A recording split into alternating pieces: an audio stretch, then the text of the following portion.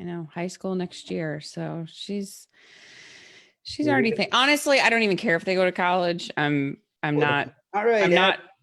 Abby, hold on. This is Devin Foley with First Tuesday Conservatives Countdown to the Election, co-hosted by Alpha News, as well as Charlemagne Institute, of which I'm the CEO. Charlemagne publishes Intellectual Takeout and Chronicles magazine. We are very excited. Today, we have a very special guest with us, Abby Johnson, who has just contributed in a magnificent, glorious way to the cause, pro-life cause, and to saving babies in the womb, and to, importantly as well, winning hearts and minds of those who are actually even working in the abortion industry. So, Abby, thank you so much for joining us today. It's a pleasure to have you on the show. Of course, yeah, I'm glad to be here. Absolutely. So, we have Scott Nintzel in the background running the board, and myself, and I got to do a special preview for your movie, and then actually ended up taking my wife and two sons, oldest sons, to the movie as well. And I think everybody knows it is extremely powerful as far as how it comes across, and especially that first minute and a half clip really sets the stage for things. But in that, what have you seen? I know since that time, a lot of people have gotten out of the abortion industry. What are you seeing out there as far as, hope and change that's taking place? Yeah, I mean, I immediately after Unplanned was released, I mean, the response was overwhelming. Just people emailing and saying I've always been pro-choice. I've never really known what abortion was. I mean, I think that's sort of something that we don't really understand. I think in the pro-life movement, people who are pro-life, people who have sort of grown up knowing what abortion is, and we sort of think that just everybody knows about abortion. Everybody knows what abortion is. Everybody knows the barbarity of abortion. But the reality is that I believe most people just really don't. And even when I spoke at the Republican National Convention this past year, I woke up the next day to over 1,000 emails from people saying, I've always been conservative. I've always considered myself pro-life, but I actually didn't know what abortion was. I've never heard it described like you described it.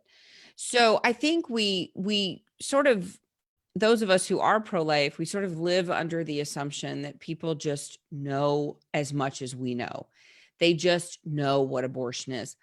But the reality is that they don't. And so for us to sort of say or believe that this is settled law, that this is settled in our society, it's just not true. Even Alliance Defending Freedom just several years ago did a poll among Americans, and only 50% of the country knew that Planned Parenthood even performed abortions. Planned Parenthood, of course, our country's largest abortion provider. Right. So people just don't know. They don't know the facts about abortion. They don't know the reality of abortion and what it actually is. And that's what I found when Unplanned was released. People had just never seen abortion for what it actually is. People didn't know the reality of Planned Parenthood. They didn't know that it is simply a business, that abortion is a product that they are selling to the masses, that it isn't some unfortunate event that they're trying to keep safe, legal, and rare.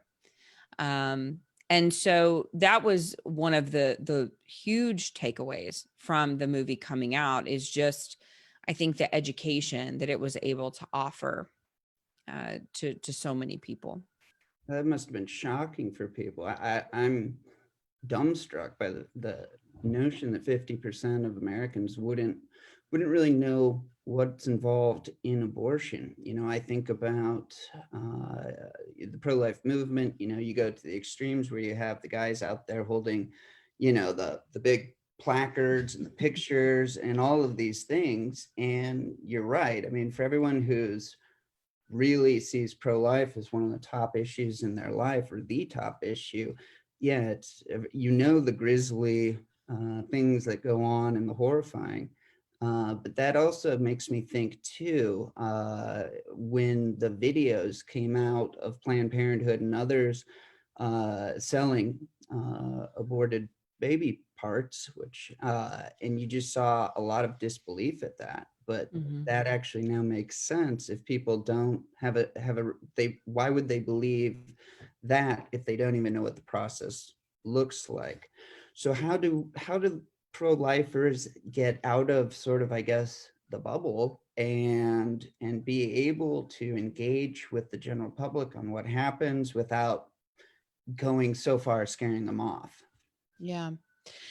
So that's the hard part, right? Is being approachable as pro-lifers and not being the people that hold up the scary signs of aborted baby parts, right? That does not make us look approachable. Like, under no circumstance do you look reasonable when you're holding a 6-foot sign with bloody baby parts on it, right? Like, nobody looks at you and says, oh, that looks like somebody I want to engage in dialogue with, right? Like, Right, never. right. Well, I've walked down a downtown area, stumbled upon one, and you take a double take or a triple take, and you're like, wait a minute, is that what I think it is? Oh my Yeah, gosh. And there's a certain revulsion that you get, which is, of right. course, And there should be, right? yeah, Absolutely, yeah, there should be. yeah, So, I'm not saying that graphic images don't have their place. Like, I've used them before.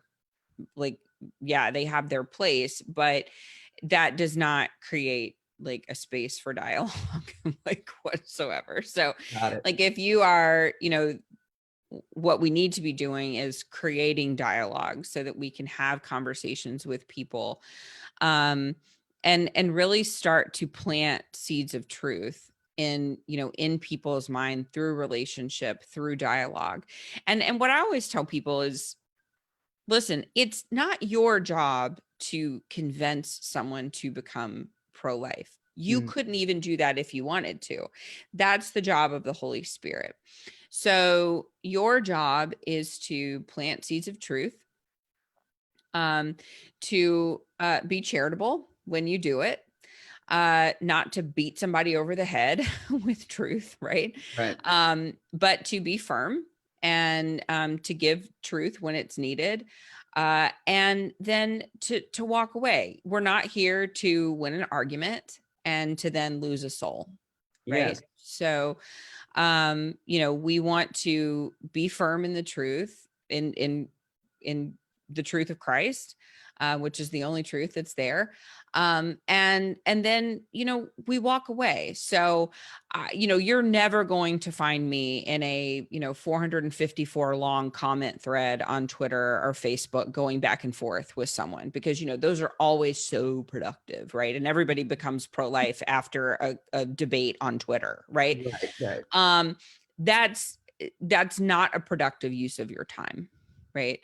Um, but what you can do is point to a video. What you can do is make a post and then walk away, right? Like, Yep. plant the seeds of truth and walk away. This movement is not about us always being right. Mm, And that's hard for some of us, because we know that we are on the side of truth. So it's like we need to be right all the time. right. And But so much is at stake and that, so much is at stake. But our goal is not to convince. Our goal is to plant the seeds of truth and then allow the Holy Spirit to move. The Holy Spirit is the one who will ultimately convince. And sometimes in people's lives, it takes an experience in their life for them to be convicted. So I've met so many people who weren't convicted about the truth of the personhood of the unborn child, preborn child, until they themselves um, experienced pregnancy, Mm. or they themselves experience loss through miscarriage. Yep. And so sometimes it's that life experience that they have to live themselves. And that's something that you can't live for them. That's something that you can't convince them of. And so, but when that experience does take place in their life, those seeds of truth that you planted maybe months ago, maybe years ago, will then take root in their life. Oh, that's amazing. It reminds me, I try and tell my team, the debate, if you're in a debate and it's a public debate, the temptation is to want to go in and just demolish your opponent. Just, Yeah. yes, I won that. And, the thing that I've always told staff, especially, we do a lot on social media, I said, you're not trying to win the mind of the person you're debating. It's everybody watching the debate that matters. And I said, and you can lose the debate. You can win the debate logically, but completely lose the debate from the audience's perspective because of how you carry yourself. If you're over the top, too aggressive, all of these types of things. So definitely beautiful advice there. Well, As and far I'll tell you, I I have a very sharp tongue by nature, and have been gifted with I don't know, zingers. And so it is very natural for me to be very sharp with people. And so I'm not perfect in this either. I have to really be careful with how I engage with people. And I mean, my husband says you are the meanest person to get into an argument with, because I can be very harsh. Yes, And so I have to be very careful. I can win against someone. I can shut them down right. very quickly. But did that do anything to advance the cause of life? No, No, it it didn't. actually reversed it. It set us back. Right. And so, we have to be careful, me included, when we're talking to people. I can shut somebody down like that. Right. I mean, I can make somebody cry Yeah, with or my pull up words, a placard and make them look at the picture or something like that. but that's not really advancing us forward. And so, a lot of times, we can do that, and we see clips of people doing that where someone will, ask a question, and then the response will be like a big zinger, right? Mhm. And everybody claps and everything in the audience, but then the person who asked the question, they just walk away embarrassed. Right. Did we do anything to advance the cause of life in that moment? And I would say no, we didn't, because we didn't have a true dialogue with that person. We just shut them down. Right. Well, and going back to your point that 50% of folks don't quite know what's going on or haven't wanted to know, Yeah. and they're just living their life. I think that on the pro-life side, you tend to put everybody. If you're not pro-life, then you are for killing babies. And you're an enemy. And you're an enemy. Exactly. Mhm. And it seems to me that given how heavily the pro-life movement is filled with Christians, that love of enemy, that we have to have that love for Yeah. the individual and show them, which of course was a huge part of Unplanned, was that Yeah. relationship building. And just, I mean, the movie tells one story and tells it beautifully, but for you, I mean, how much of it was those personal relationships, and having even just a light bond between the folks who were on the other side of the fence? Yeah. I mean, that was a huge part of it, because when I saw that ultrasound guided abortion, I could have chosen to just walk away and get another job and slink into some other existence, right? And never share my story and not do what I do today. But the reason that I do what I do today is because I had those relationships um, with the people who were on the sidewalk. And I knew that I could trust them Mm. with what I was going through in that moment. And and to be quite honest, I needed to. I needed to share what I had just experienced. And I needed to share that trauma with someone else who would empathize, I guess, with what I was going through. Because Genuine. I didn't have, I couldn't share it with anybody in the clinic and then be like, oh my gosh, that's terrible. Right. I needed someone to feel um, the same loss I was feeling for that child who had just died. And I needed someone to feel the same sense of justice that I was feeling for the loss of that child.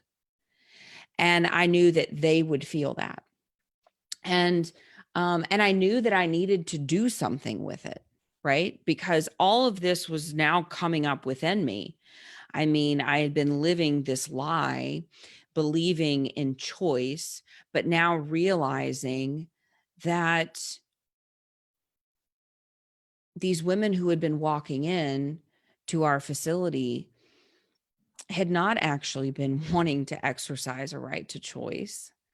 No woman wants to have an abortion. The only reason women walk into abortion clinics is because they feel like they have no other choice. Yeah, they feel trapped. They Uh, feel trapped. yeah. And so we had not offered them help. We had not offered them solutions. We had not talked to them about women's empowerment. We had given them, we had exploited them at a time of weakness. That's very potent what you just said, and very damning as well. And at the same time, yeah, I can just imagine the vulnerability of those ladies and young girls going in there, terrified, scared, trapped, embarrassed, all of these Mhm. things. So I think that, I mean, again, that's powerful. And I hope that everybody watching and viewing this takes what you've said to heart, especially as far as their engagement and how they approach people in discussions, not debate, but discussions. And most importantly, it seems to me that, you know, the best thing that pro-lifers can do is to be there for people, just to open, to listen, to try and help along, but not to accuse, not to try and, you know, send them down the path that you think is right, all of Right. that. Well, and one of the things that we need to recognize is that, when I worked at Planned Parenthood, I did not think that any woman regretted their abortion. I Mhm. thought that was a lie that pro-lifers said. I did not think that anybody regretted their abortion because if I'm honest, we didn't have women that came back to us who said they regretted their abortion. And now that I think about it, I'm like, well, why would they come to us? Right, Right. We right, were the ones who had victimized them. Why right. would you go back to your victimizer? Why would you go back to the one who harmed you and say, you harmed me? They wouldn't, right? They were going to pregnancy centers. They were going to other healing ministries to get help. They weren't coming back to us. And so I didn't believe it existed. I didn't believe abortion regret existed. And so when I got into the pro-life movement, I started meeting thousands and thousands of women who had gone to, post-abortion healing ministries like Surrendering the Secret and Forgiven and Set Free and Deeper Still and Save One. And, I mean, there's hundreds, thousands Rachel's of Vineyard, I think, is one. Rachel's Vineyard, all of these, um, uh, ministries. And so I started, hearing from them and hearing how they had recovered, and so many had lived with this for so long alone. I mean, on average, we're finding out that most women live with this on their own. They suffer in silence for an average of about 20 years. before they actually seek healing.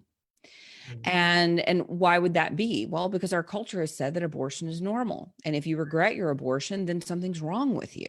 Right. Right. Because it's normal to kill your baby. Right. It's normal to put your career over motherhood. It's perfectly normal.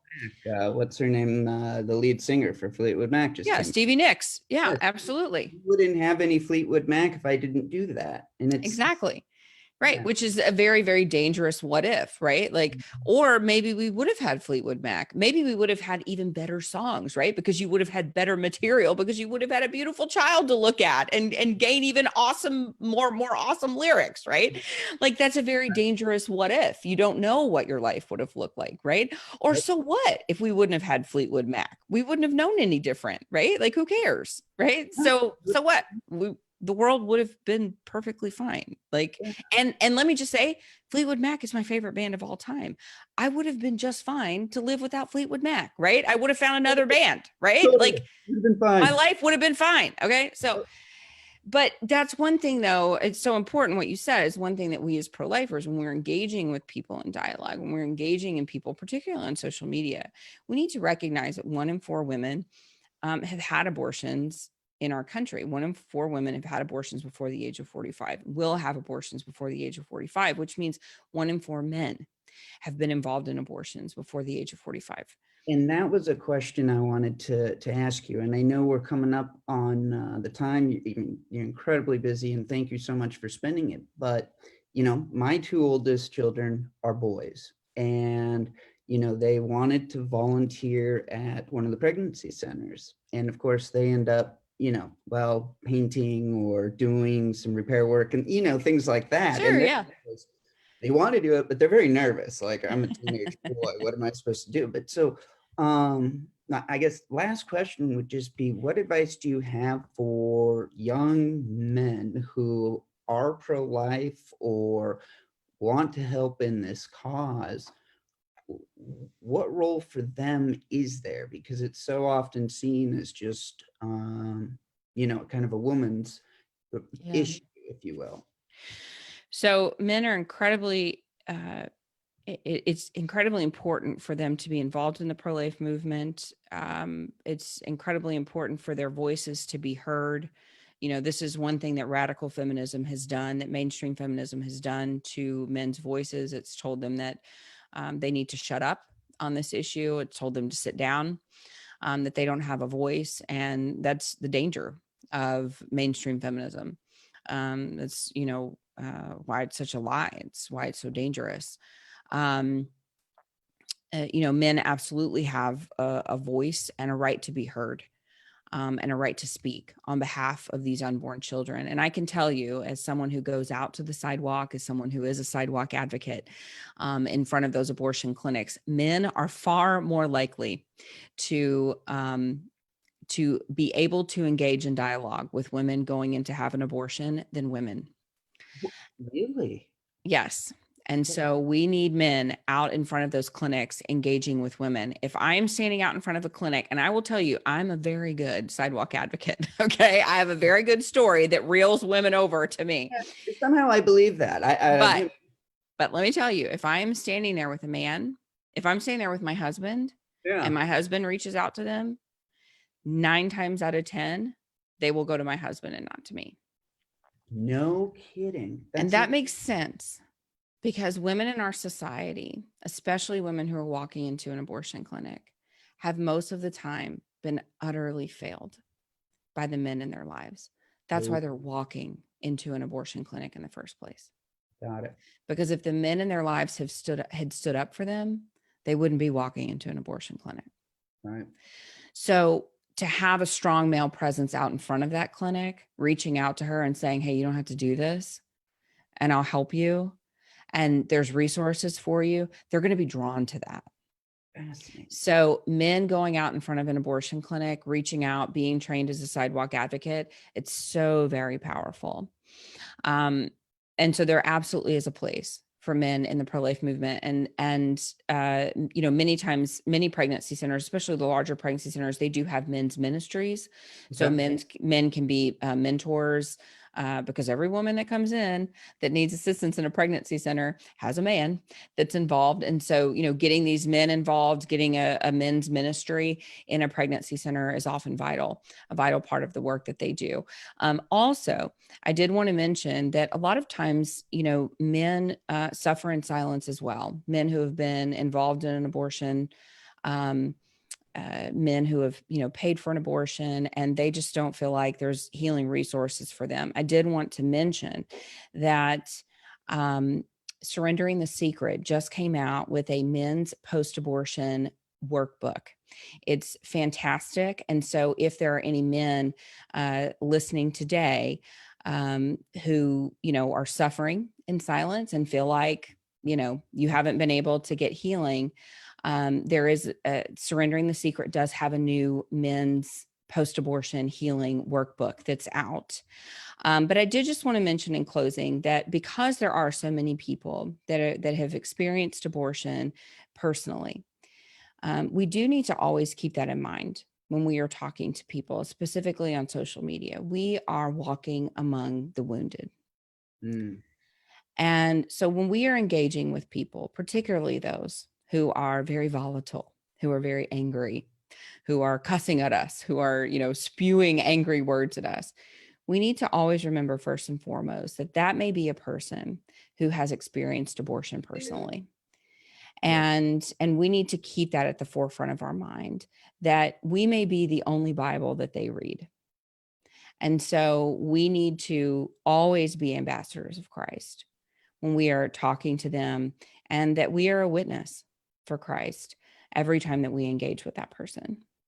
Oh, that's beautiful, Abby. Thank you so much. And I know you've got another one to get to, but I do. Yeah, and especially for the guys out there. I mean, my wife had a miscarriage. We have 6 kids, so 7 kids actually. So yeah, men hurt when Yes. it happens, and they can hurt a lot. So for the guys listening, get out there, get some help, or get on the lines there.